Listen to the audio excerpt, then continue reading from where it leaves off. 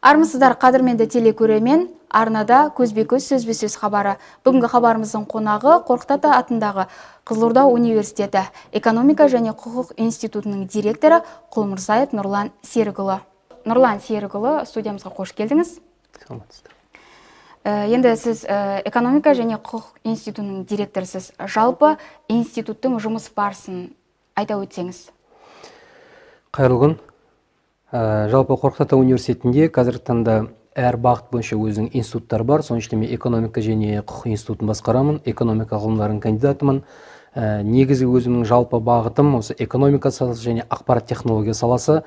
Басқарып отырған осы институттың негізгі бағыты да сондай. Біздің институтта болашақ мемлекеттік қызметкерлер дайындаймыз. Осы экономикалық саладағы мамандар дайындаймыз, есеп аудит бойынша мамандар дайындаймыз, қаржыгер мамандар дайындаймыз, әртүрлі финанстық қаржылық институттарға, және де құқық мамандығының осы құқық саласына жұмыс істейтін мамандар дайындаймыз. Онымен қоса тағы да біз туризмдегі мамандығымыз бар, біздің туристік саланың менеджерлерін дайындаймыз және әлеуметтік жұмыс мамандарын дайындаймыз. Қазіргі кезде енді цифрлы үкімет және үкіметтің цифрлы платформасы қағидаларына тоқталып өтсеңіз, жалпы қазіргі таңда үкіметтің цифрландыру осы қаншалықты деңгейде халықтың сұранысына қаншалықты жауап беріп жатыр? Жаңа айтып өткендей, өзіміздің қазіргі институттың бағыты ол тек қана экономиканың осыдан бір классикалық экономикамен трансформацияланған экономика бағыты болып саналады. Яғни қазір біз мемлекеттік қызметшілерді дайындаған кезде осы экономика саласында мамандар дайындаған кезде біз бірыңғай ақпарат технология бағытын біз басым бағыт деп беріп отырмыз. Мамандарымыз осы бағытқа лайықталып жасау керек. Неге?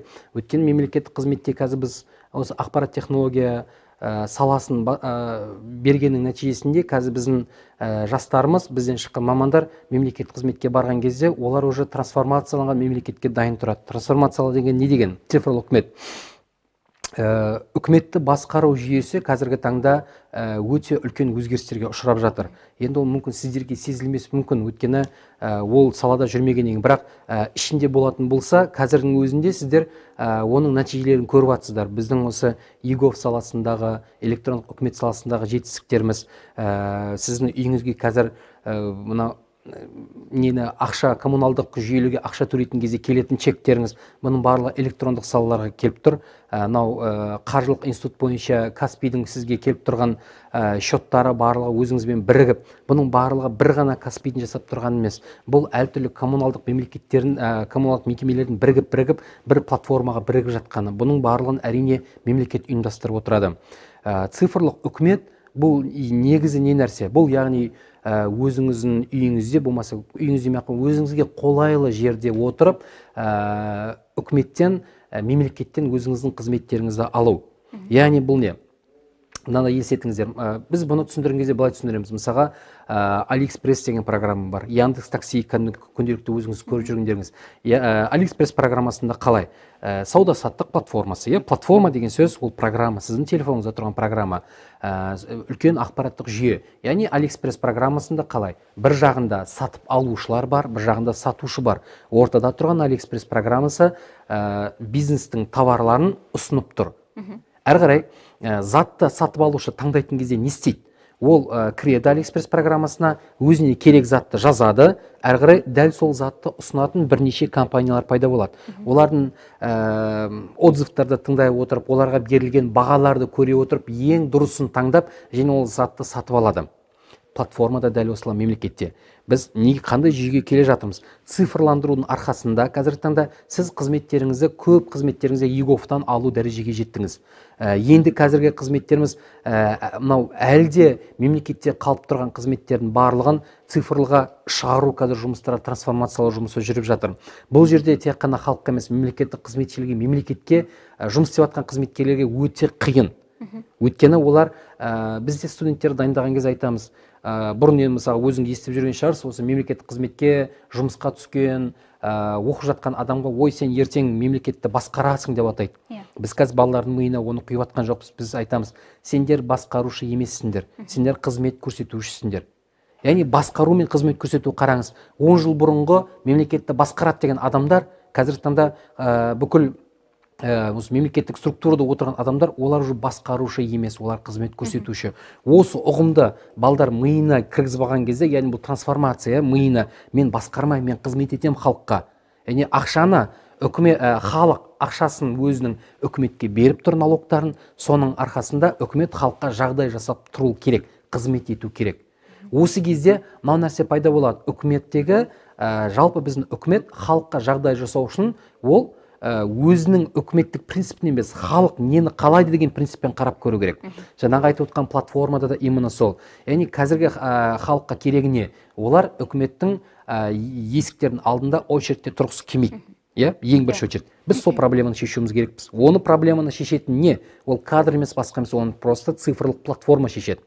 Қазіргі таңда біз қазір қарап жатырмыз. Бізде қай мекеменің алдында очередьтер көп. Неге ол очередь тұр? Ол біріншіден кімнің кінәсі? Біріншіден ол мемлекеттік структураның кінәсі. Өйткені ол сол очередьті кезекті жасатып қойды. Екінші, әрине, ол халықтың да кінәсі, өйткені ол көп жерде сауатсыз болғандықтан бізде көп нәрсені білмей жатыр. Енді біз енді көп жағдайда осы трансформация нәтижесінде осы кезге дейін 5 жыл бұрын біз осы үкімет тарапына осындай қызметшілерге осыны айтқан кезде халық кінәлі, халықтың сауаттығын көтеру керек деді. Енді біз одан да принциптен өтіп кеттік. Халық сауатсыз емес. Халықтың осы қызметті алу үшін сіздердің беріп тұрған ақпараттық жүйелеріңіз қиын. ЕГОВ мысалға, электрондық үкімет. Осы жерде тыңдап отырған көрермендердің жастарында өздерінің цифрлық қолтаңбасы бар. Көбісінде цифрлық қолтаңба жоқ. Неге? Өйткені ол пайдалану қиын тұғын бізде. Қазір осы өткен 20-шы жылдың жазынан бастап осы проблеманы шешу үшін бұрын осы цифрлық қолтаңбалардың барлығын флешкаға сақтап жүретін тұғымыз. Қазір ол жерге өзіңіздің түріңізді, бейнеңізді барлығын базаға ендіріп қойып, өзіңіздің түріңіз Face ID деп атаймыз. Face ID арқылы кіріп кетуіңізге болады. Уже халыққа жол ашылды. Яғни бұл үкіметтің жасап тұрған қазір халыққа барлық мүмкіншіліктері. Жаңа сіз қандай деңгейде дедіңіз, әлемде 180-дей мемлекет электрондық үкімет концепциясын енгізген. Бізде 2017 жылы цифрлы Қазақстан бағдарламасы енгізілді. Сол бойынша әлемде осы 180-дей мемлекет электрондық үкімет концепциясы бойынша рейтингтер бар. Соның ішінде Қазақстан соңғы 20-шы жылы нәтижесі бойынша біз 29-шы орында болдық. СНГ ТМД елдерінің алдындамыз. Біздің цифрлық үкіметіміз және біздің жасап атқан трансформациямыз Россияның алдынан қарағанда біз 4-5 позицияға алдында жүрміз. Біздің цифрлық үкімет олардан қарағанда жақсы. Ең бірінші алда тұрған мемлекеттер олар Дания, ол Оңтүстік Корея және Эстония. Бұл елдердегі адамға деген құрмет цифра арқылы жасалып тұр, платформа арқылы жасалып тұр. Эстонияның 95%-ға дейінгі мемлекеттің көрсететін қызметтердің барлығы платформаға өтіп кеткен. Платформаның тиімдісі неде?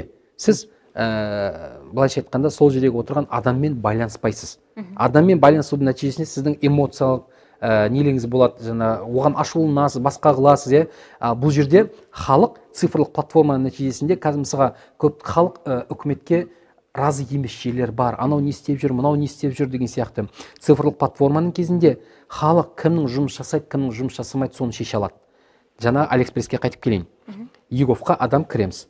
Біз бір жерге байланысты бір сұрағымыз бар делік. Көздеріңізге елестетіңіздер, сіз кірдіңіз, саламатсыз ба Нұрлан Құлмырзаев, әр жағынан бот шығады, роботтар шығады, сізді не қызықтырады? Мен айтам, жерге байланысты сұрақтарым бар. Жер комитетінің бірден жер страницасын шығарады, бірден ЕГОВтың ішінен әрі қарай тұрады, адамдар, фамилиялар тұрады. Фамилиян сол жер комитетінде жұмыс жасайтын адамдардың әрқайсының астында звездочкалар тұрады уже. Жаңа Яндекс таксиде мысалы сіз заказ берген кезде кімнің звездочкасы балл көп, сол бірінші келеді осы сізге заказбен.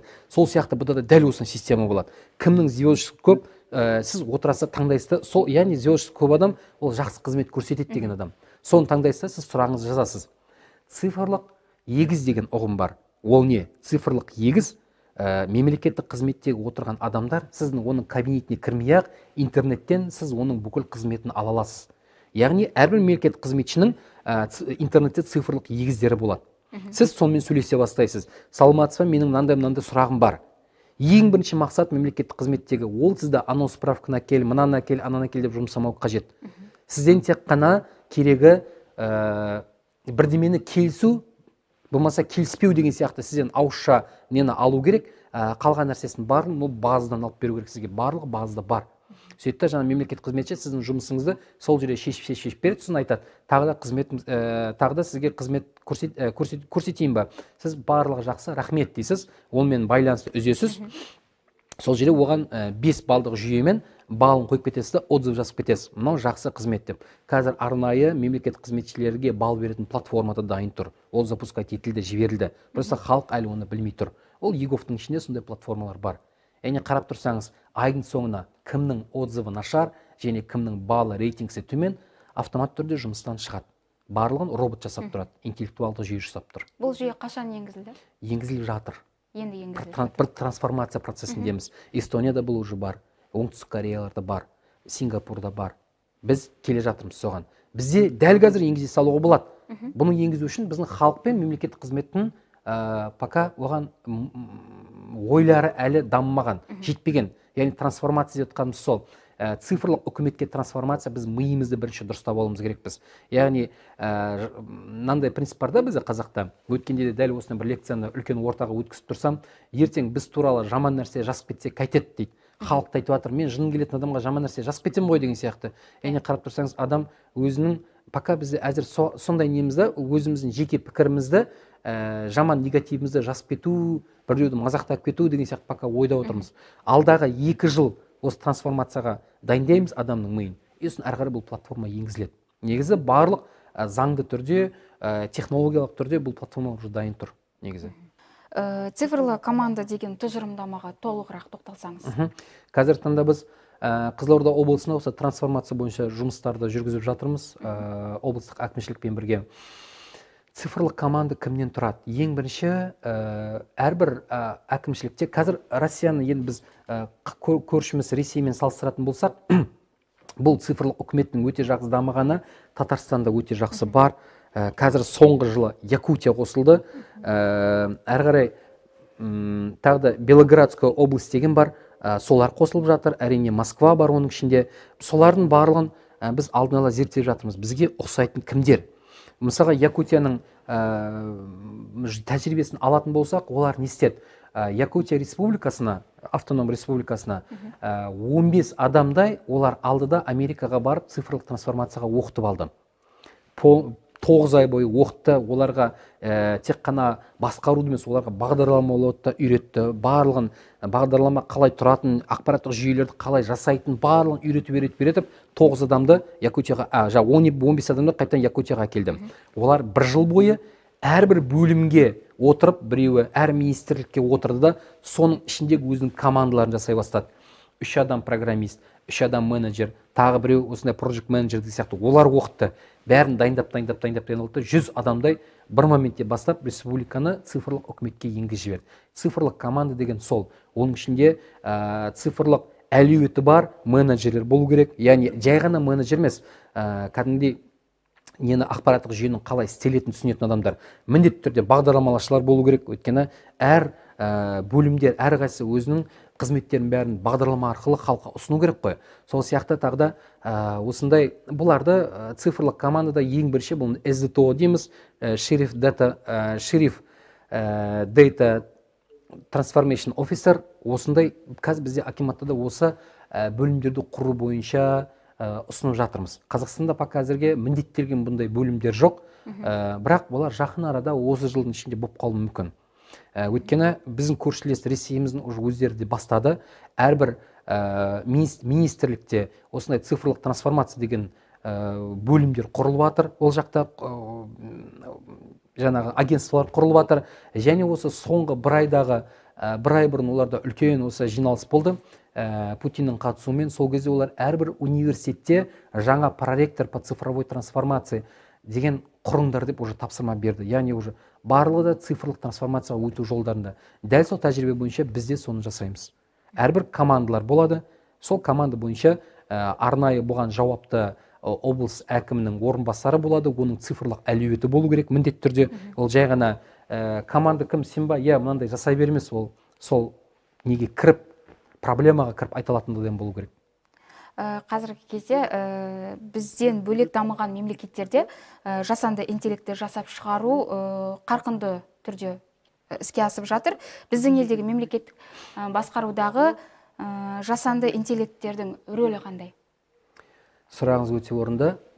Жасанды интеллект бізде де жақсы бар, дамыған. Бізде де енді қатты дамыған мемлекеттік секторда ғана, басқа жекелерге ол әлі пока сіздерге көрінбейді ол нәрсе. Бірақ күнделікті өзіңіздің жасанды интеллектке жалпы бір түсіндірме беріп өтейін. Күнделікті сіздің қолданып жүрген телефоныңыздың ішінде жасанды интеллект бар. Өйткені сіз, егер сізде айфоныңыз болатын болса, айфоныңызды бүйтіп телефоныңызды қойып қойыңыз да, сол туралы соның қасында отырып, белгілі бір нені айта беріңіз. Мысалға, камера деп қайта айта беретін болсаңыз, 20 минуттан кейін алып телефоныңызды қарайтын болсаңыз, сізге камера туралы рекламалар шыға бастайды. Өйткені ішіндегі жасанды интеллект сіздің сөзіңізді түсінді, соған байланысты, яғни сіздің қызығушылығыңызды біле отырып, сізге соны таргеттелген жарнама жіберіп тұр. Бұл телефоныңызда тұр деліге. Әр қарай интеллектуалды жүйелер бізде қазіргі таңда бүкіл камераларымызда бар. Сергек бар, біздегі аркан бар. Ішіндегі ол сіздің машинаның номерін таниды, оны распознавание жасайды, базаға жібереді, сізге телефонға хабарлама келеді. Оның барлығын жасайтын адам емес, роботтар жасайды, искусственный интеллект жасайды.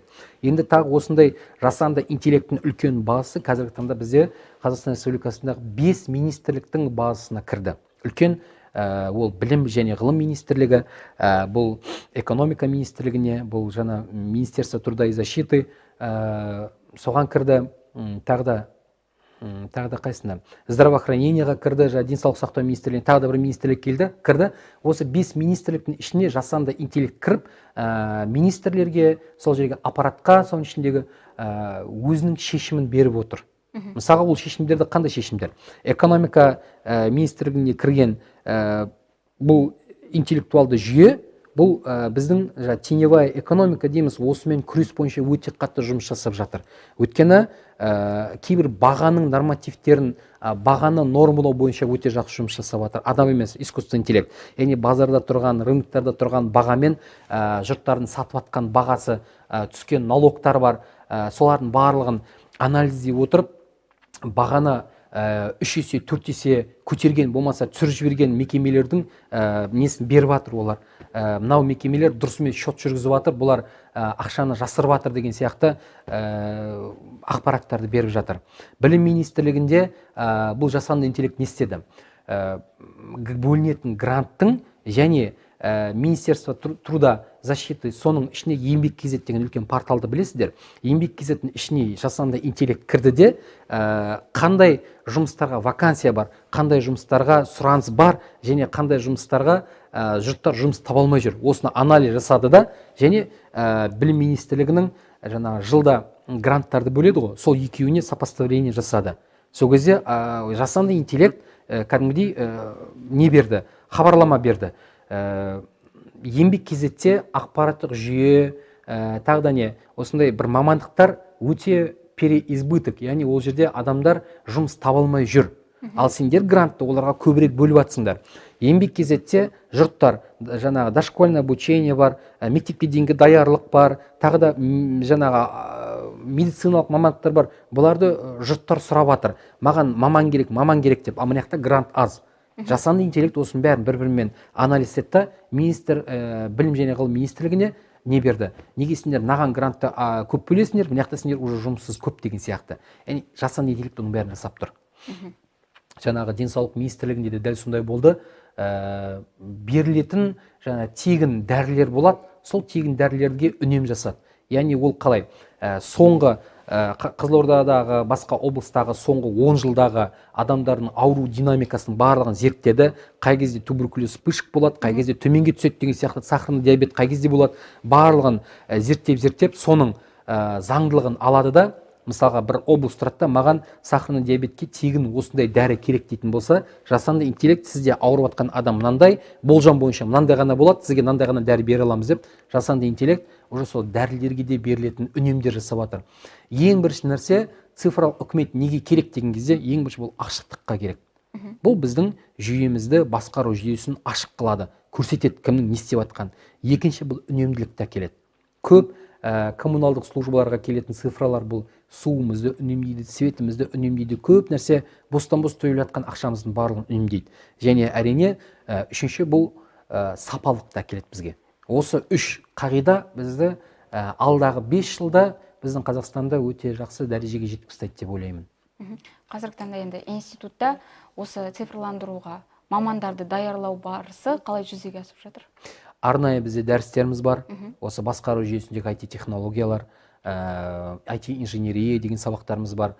Осы сабақтар арқылы балдардың біз клиентке бағытталған концепция деген бар. Бізде дизайн мышления деп аталады. Бұл нәрсе клиентке бағытталған, клиент ориентированный подход дейміз. Осыларды үйретеміз балдарға. Яғни бірінші сен адамның миына кіріп, сол адам нені қалап тұр, яғни халық нені қалап тұр, соны біл, и сосын барып соған сәйкес өзіңді жұмысыңды тұрғыз деген сияқты методтарды үйретеміз. Бұл клиентке бағытталған үкімет. Қазіргі бұл цифрлық үкіметтің ең негізгі шарты. Үкімет клиентке бағытталу керек. Екінші жаңа дизайн мышления арқылы оқытамыз балдарды. Project management деген үлкен курстарымыз бар. Соның курстарын өткіземіз. Жаңағы жобаларды басқару кезінде қалай тиімді басқару керек деген сияқты. Осы дәрістердің ішінде бізде трансформацияланғанда дәрістеріміз уже бізде бар. Енді қазір университет тарапынан осы дәрістерді өзге де оқу орындарына, мысалы колледждерге, мектептерге оқыту, болмаса үйрету, өздеріңіздің тренингтік сабақтарыңыз бола ма, өтіп тұра ма жалпы? Мен сізге одан да жоғарысын айтайын, бұл бізде тек қана университеттер емес, бұл мемлекеттік қызмет мектептері, повышение квалификации, академия госуправлениялар бар. Сол тек қана қызылордалықтар емес, Шымкенттің академия госуправления біздің мамандарымызды жалдайды. Сол үшін онлайн түрде жалдап, біз сояққа лекцияларымызды оқимыз. Енді біз қазір мемлекеттік қызметтің, мынау тек студенттер ғана емес, үлкен мемлекеттік қызметкерлерді дайындау үшін біз қазір осындай республикалық деңгейде біз жұмыс істеп жатырмыз қазір. Курстарымызды алады осындай. Ол мектептерге, әрине ең бірінші мектептермен де бастап жатырмыз. Қазір барлық мектептерге барып, ол біздің ғалым сағаты деген сабақтарымыз бар. Мектептерге барып, цифрлық трансформация, осыны болашақта қандай мамандықтар таңдау керек, және IT мен байланысты мамандықтар қалай жүзеге асырылады, осының барлығын түсіндіреміз біз мектептерге. Нұрлан Серікұлы, бүгін уақытыңызды бөліп, сауалдарға жауап бергеніңізге алғысымды білдіремін. Құрметті телекөрермен, бүгінгі хабарымыз осымен тәмам. Келесі жүздескенше аман болыңыздар.